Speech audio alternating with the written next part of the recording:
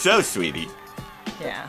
What did you think of Outlander Season 3, Episode 7? Isn't that usually my question to you? Oh, okay. This book is like hundreds and hundreds of pages long, and we have 13 episodes. There were major changes this week that give some indication of how they're meaning to do two things. Streamline a really complicated story that now has to wrap up in like 6 more episodes, and also deal with some things that in the 20 years, or even almost 25 years since the books have been written, are seen as rather problematic. I already sense that there's going to be some controversy about this week's episode. There are many changes from the book, but it's not one of my favorite parts of the book. I think 100% I understand and like the changes that they made. I believe in the book Mr. Willoughby kills this man who Claire knifes and then tries to save. I think Well, they clearly make that, I not having read the book, make that clear in the look that he gives him. Oh, you mean that maybe Mr. Willoughby helped him die? I don't know. I wondered if you were supposed to think that. To me, you had sort of mentioned, the book thing. I thought that was a very real possibility where they might go when the scene started. I thought they just might kill him while she turned around to get her medical implements or something. Watch the actor's looks. I agree that it looked weird. I do. And again, it could just be an Easter egg to the book. The one discrepancy there that they're not really noticing that they created is that if they'd already moved all the booze, then how are they going to get the guy to the creme de menthe? In the book, it's like right there. I think the guy's like dead in the basement and the creme de menthe is right there. The reason I don't think that they're suggesting that Mr. Willoughby helped the guy die is because I think Claire is clearly upset in general, like because she lost, I'm going to say 2 things, so just so you know when you can start interrupting me. Because Claire is so upset about losing her patient, if she felt like Mr. Willoughby had done anything to help the process along, I don't think she would have been quiet about it. And the other thing is, I think that a huge reason of the way they might have had Claire, the reason they had Claire kill Mr. Willoughby, is that they're really trying to clean up Mr. Willoughby's reputation from book Willoughby, who's been so problematic. What were you going to say? All right. Well, first, I just have to get my only 2 things. Being a educated film person with a degree in broadcast and film from Boston University. So this is Zork's film heavy references of the week. The deeper and more important, obvious, obvious homage is when I was at Boston University, I wrote a paper on excess as a form of humor, using Evil Dead Part 2 in parts of it and all of that, and I quoted the great filmmaker Frank Henenlotter a lot. Henenlotter's best film is not actually Basket Case. It is the O2 classic, Frankenhooker. He says, well, if I'm going to put together my girlfriend, might as well use prostitute body parts. So, of course, hence Frankenhooker. And the classic scene in Frankenhooker, of course, is when he wants to brainstorm his genius Frankenstein ways. He takes a power drill to the back of his head. Of course, these showrunners and writers are massive Henenlotter and Frankenhooker fans. I don't know. It's so obvious. You do not break out a power drill into someone's head in a movie It simply isn't done. It's like bringing a knife into a shower. So the homage at the end, of course, is basically to Chicago Fire. Of course. And it's also just about job security for Sam Heughan. Why? If and when this show ends, he needs to be the new pretty boy on Chicago Fire. They actually can do a Chicago Fire crossover event because they're time travelers. So it entirely, they entirely can do it. Jamie doesn't. The writers have really thought this out. They're what can we cross over with? It's not spoilery to say that Jamie doesn't time travel. Actually, in the book, she had previously met that weird guy she meets in the apothecary in her carriage.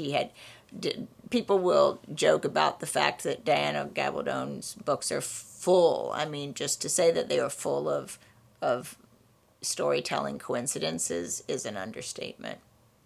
So, for Claire to ride in on her carriage, which you didn't even see that part, they had to cut that out. She met that guy on her carriage and then happens to run into him again in the apothecary's shop. Some people were hoping they would leave that whole part out, but I don't see how they could. It's not that much of a spoiler, and we're not spoiler free anyway to say they turn up again later. You heard him say where they're going. Right, to the West Indies, and you may know just from press about the show that they filmed the end of the series on the Black Sails sets. I mean, like I said, this is not one of my favorite parts of the book. There's a whole subplot that's never really even explained, where the woman's ranting about some lover she had that she was supposed to meet after Culloden, who'd gotten killed in the battle, and she's ranting about someone named Jamie, and you're supposed to think maybe like she had some connection to being jilted by Jamie Fraser, and she didn't. And you never really find out like what the deal exactly was with that. So I think it's smart for them to cut it out. And then just, this is our spoiler part. Later in the book, it's going to seem like she totally is a seer. And I think it's actually good that they changed the plot to show that already her strange rantings make her seem like, or that she is some kind of a seer. Either in the after show or the long podcast that the writers do, they mentioned that they changed young Ian's age because of the changing sensibilities about certain issues. Weren't you picking up barmaids for casual sex at 14? Yeah, so they changed his age to 16. I know I certainly was. I don't know about Fergus having a menage a trois at age 15. Knowing Fergus, I think that's maybe a tall tale. Fergus would embellish the truth. I would totally believe. I thought Fergus was totally charming here. Some people might think, oh, yeah, they're picking up barmaids for casual sex, but I think they were very careful to show that the barmaid did not have to be convinced and clearly was much more experienced than him and did not have a problem having a casual dalliance with young Ian. The big change, just so you know, from the book, and I think I approve of this change. In the book, they go back to the brothel after poor young Ian had this horrible incident, and you saw the guy spying on young Ian in the bar, and he followed young Ian back to the print shop, clearly. In the book, young Ian somehow gets suspicious of him, and I don't think Jamie would have ever asked Ian to do this, but Ian takes it upon himself to follow the guy and see what the guy is up to. And the guy keeps stopping at various taverns because I think he's asking people about Jamie.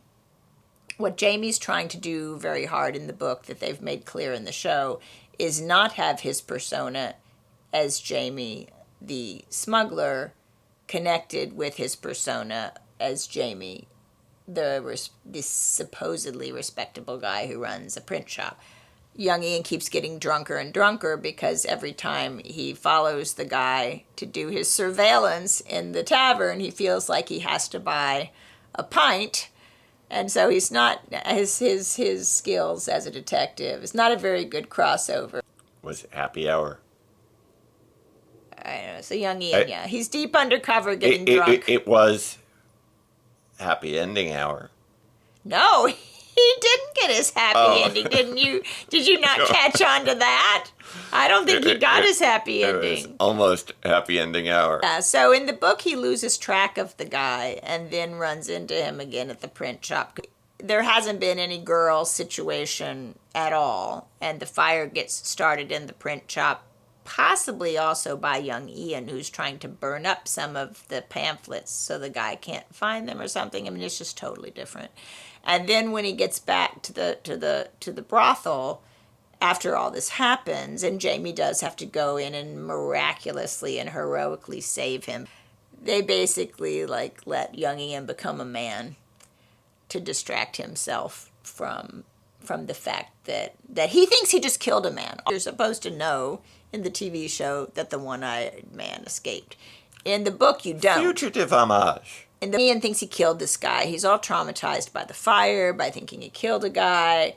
I don't know if it was Fergus's idea that maybe, young Ian can, go off with a lady. And, I just think they didn't want to go there. I don't think they wanted to go there with the idea that even though it's the 18th century, men think it's cool to hire a 14-year-old, even though he's now 16, hire him a prostitute for the night to lose his virtue. I loved the way they did it, that it was consensual. I loved the callback to what do all country Scottish guys think that people only do it from the rear? That was definitely a callback to the wedding episode. Is this before the mass publication of the Kama Sutra? Yeah, that was when they need to have their Masters of Sex crossover that Fergus neglected to give a few more instructions to young Ian. Were you disturbed like me that they did not work in the music rights for Burn Baby Burn? Is that what you were going to say? Yeah. It's like you can't have a scene like that without a little Tramps and a little Burn Baby Burn. Especially since young Ian was dancing around with her beforehand. He was doing his own... He was doing the boogie woogie oogie. Yeah, he was. So since he was doing the boogie woogie woogie, they definitely should have had the Disco Inferno. He was disco dancing. I loved a few things about that scene, actually. As far as... Because some people will say, oh, this episode was just plot. And that it wasn't character building. But I think that the plot devices were all for character building. I think when Claire tried to save the guy that she'd almost killed, that brought up a lot of conflict that showed who everybody was, that gave you more insight into everybody's character. When they have Ian in the print shop with the barmaid, that also tells you a lot about him. He remembers what Fergus said, and when he realizes he was taking the wrong approach, he asks her, "What do you want?" He could have just escaped with the girl, but he feels responsible to try to protect the print shop because he knows if the guy he knows he can't find any casks of liquor there, but if he finds the treasonous pamphlets, that Jamie could be hanged. I thought the whole fight that started when Claire inadvertently mentioned that he didn't raise a kid, when he has 2 kids that he did not get to raise, was inadvertently cruel of her and brought up a fight that was pretty important.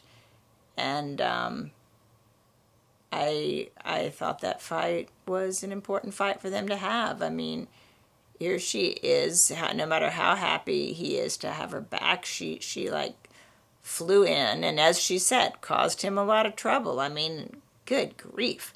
It's not really her fault, actually, that the print shop burned down and all that stuff is really not because of her, but there's a lot of stuff going on, and her insisting on saving the guy and him not really understanding and her getting mad about that and him her getting mad about Ian, him not telling Ian. Oh, I love old Ian. And I actually thought in some of the scenes that John Bell, young Ian, looked kind of like old Ian.